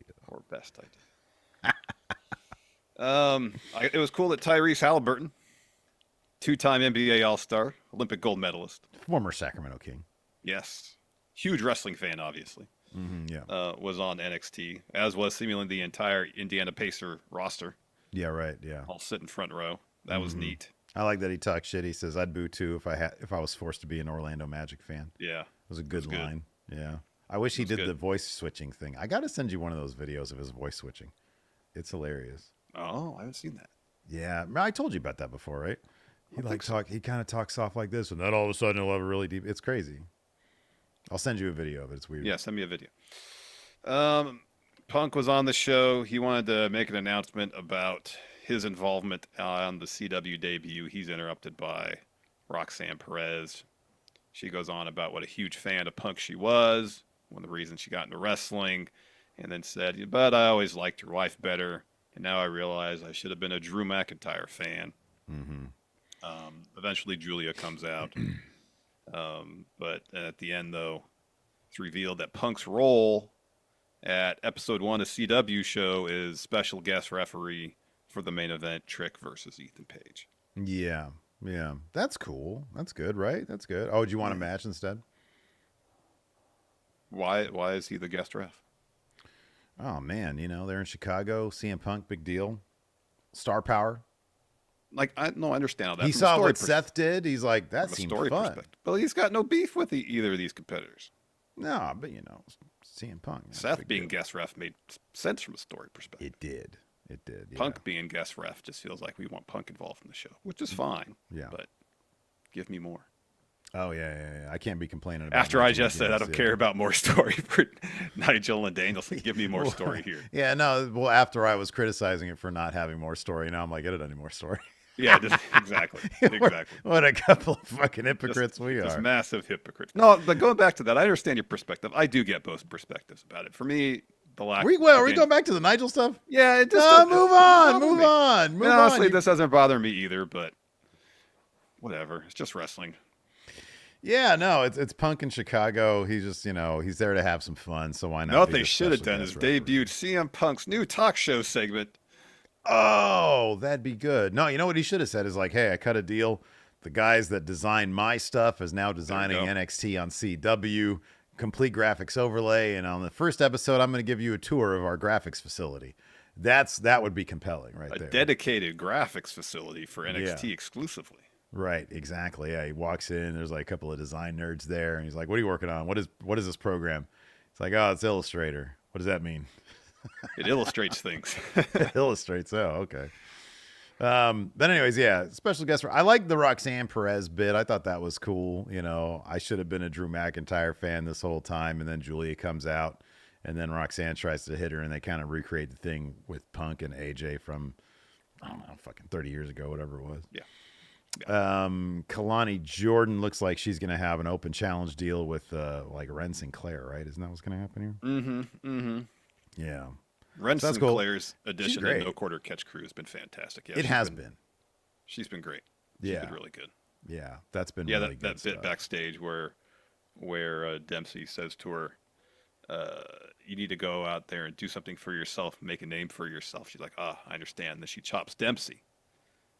Gets all fired up, goes and slaps Kalani during an interview, and then instantly realizes that she messed up and runs out. Yeah, that was good. Yeah, that's good stuff. Javon Evans and Cedric Alexander beat Tavion Heights and Miles Bourne. So Randy Orton, showing up on October 8th, CW NXT, is going to be facing Javon Evans. Yeah, that's going to be really good. That's a huge opportunity for Javon. That's awesome. That's huge. That's great. RKO. Oh, my God. That RKO, dude. What if they do the bit where, Javon's finisher is that tornado corkscrew thing? Oh, my God. Orton can hit an RKO there. Holy shit. It's going to be one of those things where they can't get it right during the rehearsal, but they get it right on the thing. I know. The Seth Rollins thing. I know. Wow. Yeah. Riley Osborne's going to defend the honor of Chase U against Ridge Holland next week. Is going to get annihilated. Yeah. I didn't like... Riley continues to bother the shit out of me. Yeah. He said, I didn't like that I was right. Oh, I didn't like that. That's not good. Wait, you don't like that he said he wasn't right? No, I didn't like that he said, oh, I hate that I was right about this. Oh, gotcha.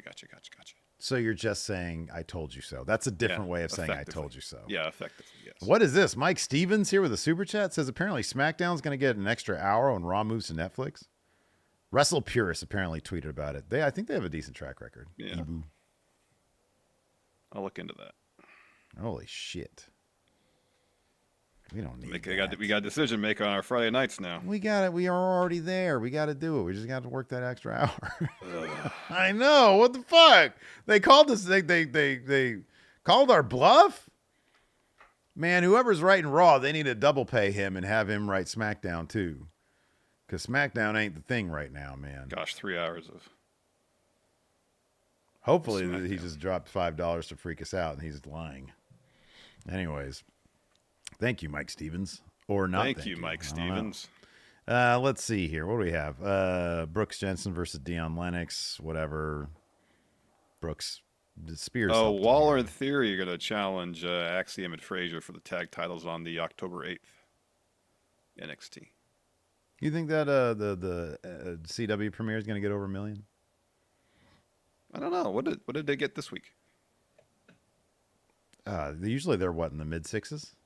Yeah, maybe sometimes high 7s. Or Something sorry, like that. sometimes approaching 7. $1 million's a lot. It is. That's and a lot. that's why I'm curious about this week, because they advertised Punk was going to be on the show.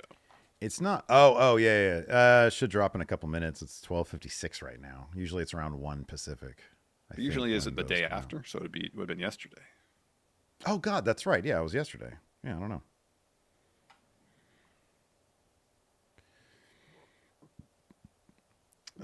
Let's see here. Oh, Andy, I'm sorry. Andy dropped a super chat earlier. Apologies, Andy, for missing that. Dope, thanks for alerting me to that. It says, what's your feud of the year? He says, even if Hangman swerves better overall, isn't Punk Drew better just this year?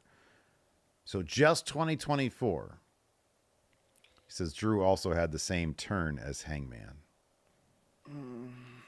I mean, I appreciate that it sort of predates 2024. But stuff happening just this year, I don't know. I'd probably still give it to Swerve Hangman, be honest with you. Dude burned down a whole house.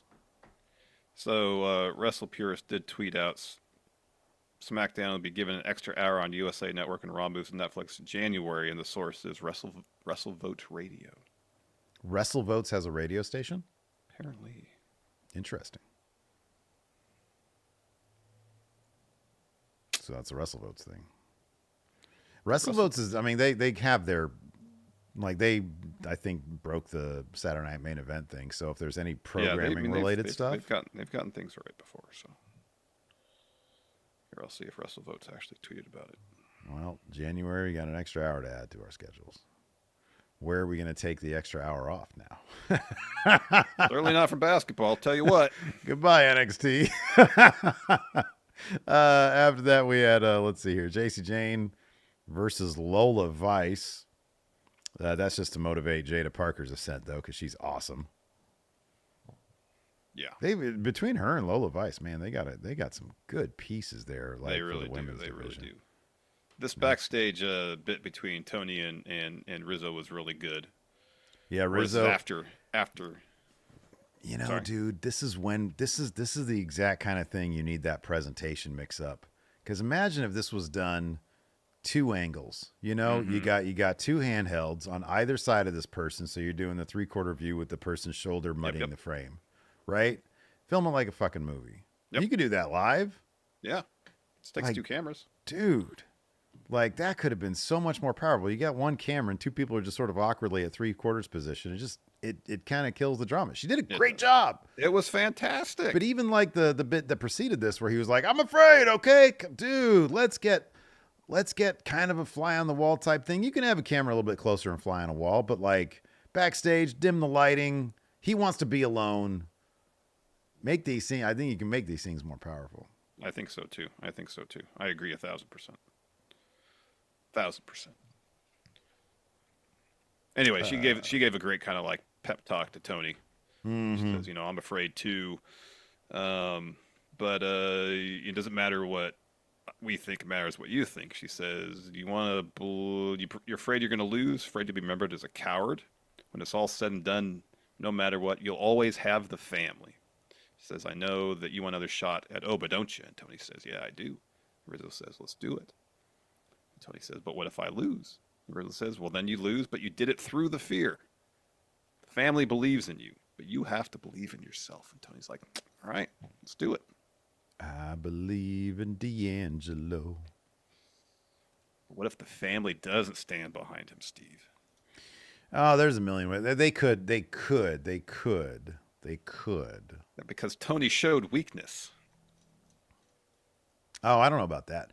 I think that, I guess just getting in the ring with Obafemi could be seen as a victory for Tony D, but no, he's going to win that thing. I don't know. I feel like Stax and Luca might be like, "What? This guy's supposed to be our leader. He's afraid." Oh, they love that guy. They did when they thought he wasn't scared, but now that he's scared, they might be like, nah. We don't want to lose access to the free goodies at the restaurant. We never have to pay the bill. One of these NXT contracts. And then, yeah, like you said earlier, Tyrese Halliburton and the Indiana Pacers there did the contract signing thing. And yeah, CM Punk is a guest ref. That was NXT. That was your NXT recap. That was our half-assed NXT recap. Hey, it was more fully fleshed out than the last couple weeks. I know. I feel like we had a beefy conversation about many things in NXT. There you are. You're back. All right. Can you hear me, good sir? Can you hear me, good sir? Yes. We're good. We're fine. All right. Let's answer a couple of questions. Hey, if the show just cuts out, guess what? The show is just going to cut out. Oh, yeah. Wait a second. We got through the meat of it. Okay. Here we go. What? No, I'm just making sure. It's weird. The thumbnail is different on my phone. All right. I got some questions here on the YouTube, Larson. I have some on Patreon. Awesome. First up, Remster says, if there was a crossover where select AEW superstars could enter the Royal Rumble as surprise entrants, who would be your top pick? Kenny Omega. I'm going to go deeper, man. I'm going to say Jeff Jarrett.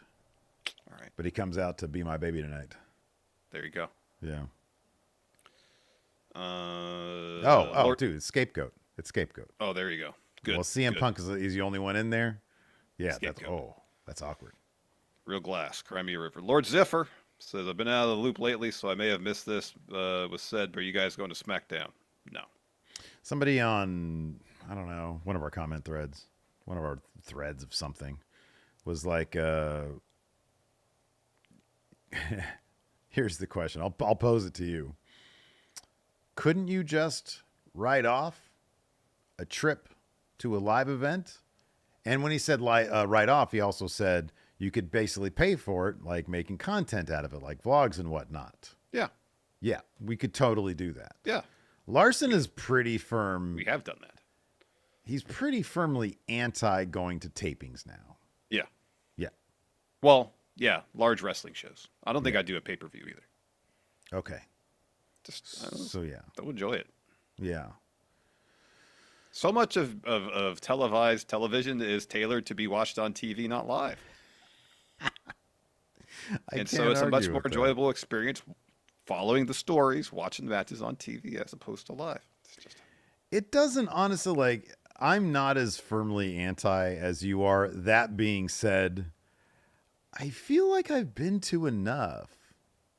You know, I legitimately would. I enjoy going to smaller indie shows.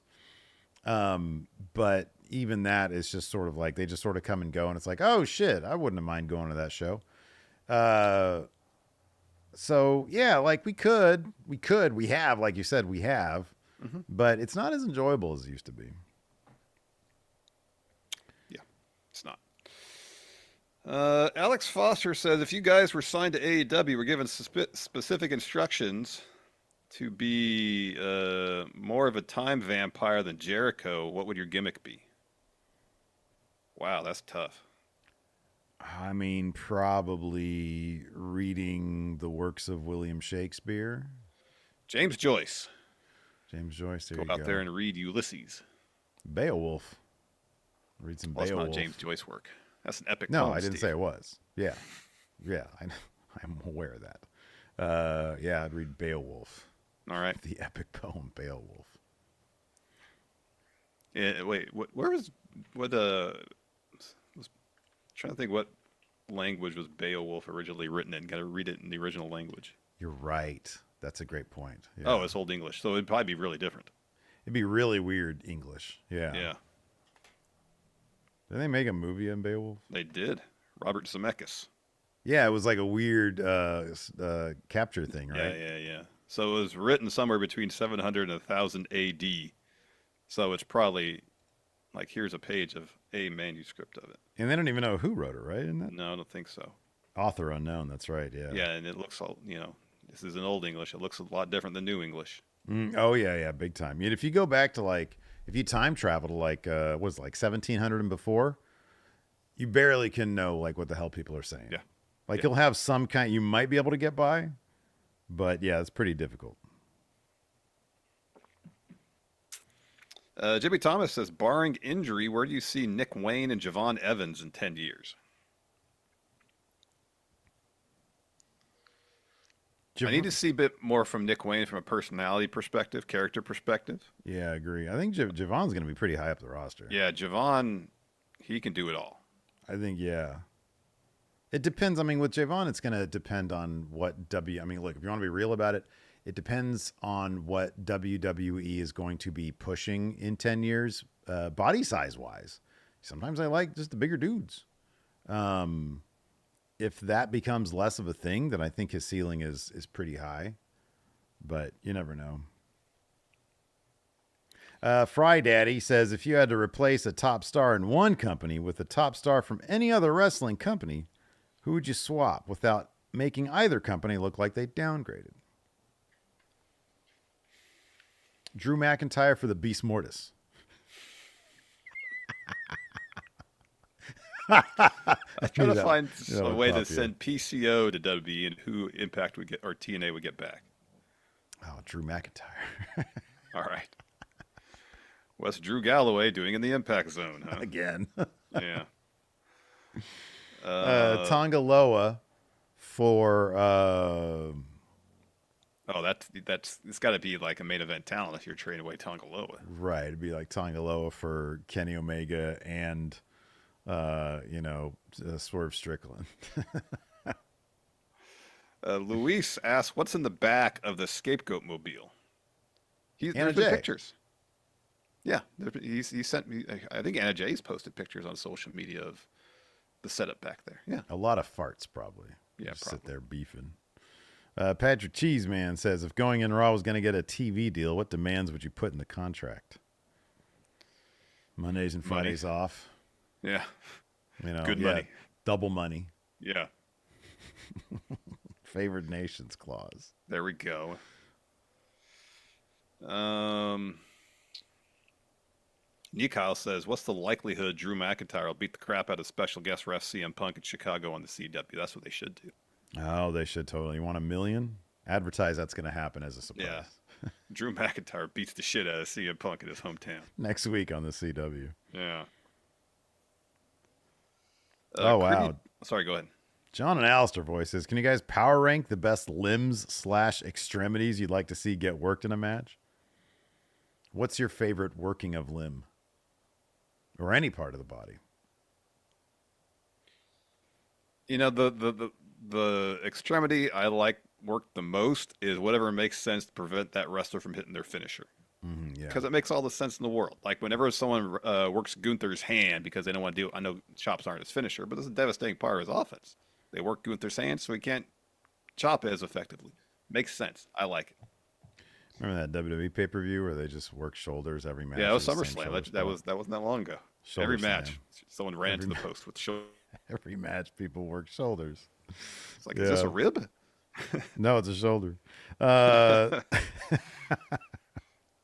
You say creamy beef tips? Yeah, creamy beef tips here says, should AEW create a vampire faction similar to what we do in the Shadows and have Jericho be the talent vampire?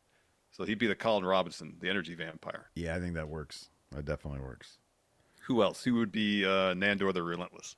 Oh, man. Beast Mortis. All right, good. Yeah. Laszlo, very sexual man. Oh, Sammy Guevara and Ty Mello. Okay. All right. That's good. No, that's bad. That's horrible. No, but you know what? Jack Perry and Anna Jay, if they're still an item, Yeah. I think Anna Jay probably, she's shown some comedy chops when she was doing the Jericho stuff. She has. What about Guillermo? Oh, the familiar. Who's their familiar? Evil Uno. All right. That's good. He'd be good as a familiar. Yeah, that's good. That's good. What about Nick Kroll's character that always wants the hat with the witch's bubble on it? He wants the hat, yeah. Boy, you're going deep now, man. What's that sucking sensation in the back of my head? That's the asshole. What about the Baron? Who plays the Baron? The Baron, Chris. Yeah, I don't know. Christopher Daniels? I hate casting questions. Let's move on. Jesse Halsey, if you can interview any WWE Hall of Famer, who would it be and why?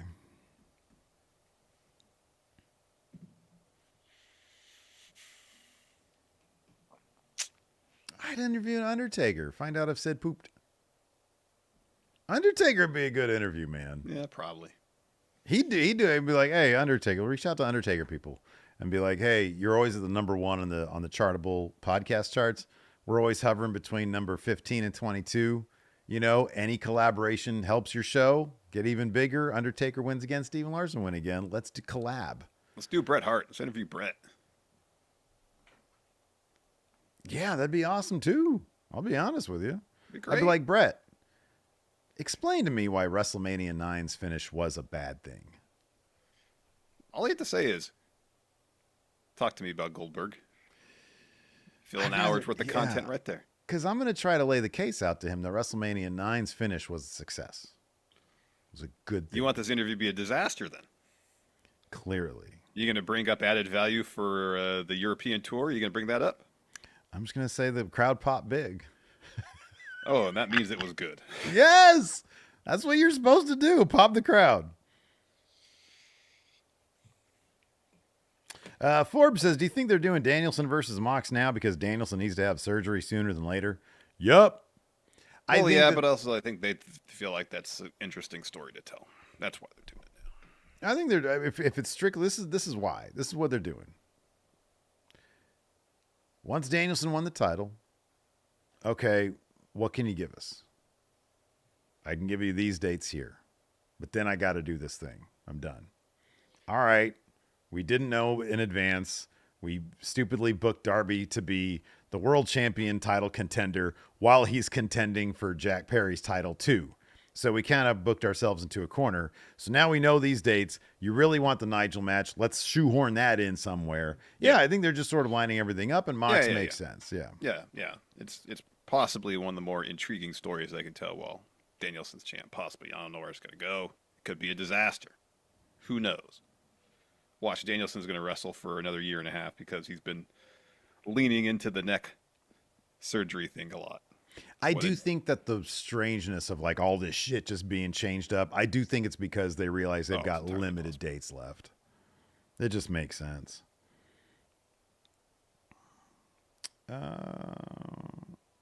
Jonathan Vieira says, where does Rampage rank in canceled wrestling show names? So all the various wrestling shows have been canceled. Thunder, Nitro, Velocity, ECW. Heat, ECW Hardcore TV. Is that what? Well, no, when they were on TNN, they got canceled, didn't they? Yeah, they lost their TV deal when they got the deal with WWE. Yeah. Yeah, but I'm saying ECW's name of promotion. Did they have a name of the show? I don't know. I think it was just ECW. Yeah, I think it was ECW. Maybe they called it Hardcore TV on. I think that was prior to the TNN deal. It definitely was. I don't know what they called it on TNN. Was it just ECW on TNN or something like that? Yeah, probably. That's a lame name. Yeah, that's what chat's saying. Oh, Wrestling Society X, that got canceled. That's a great name, though. It is an awesome name. Rampage, based on just name value. I mean, how do you not say Wrestling Society X? Yeah, I'd say that's number one. I mean, Rampage and Thunder. Why did they call Thunder Thunder? Has nothing to do with Nitro. Rampage had nothing to do with Dynamite, so they're kind of on par with each other. Yeah. You know? Like, at least Shockwave, like you said earlier. Dynamite, Shockwave. Same with Collision. After Collision happened, Shockwave. Makes sense.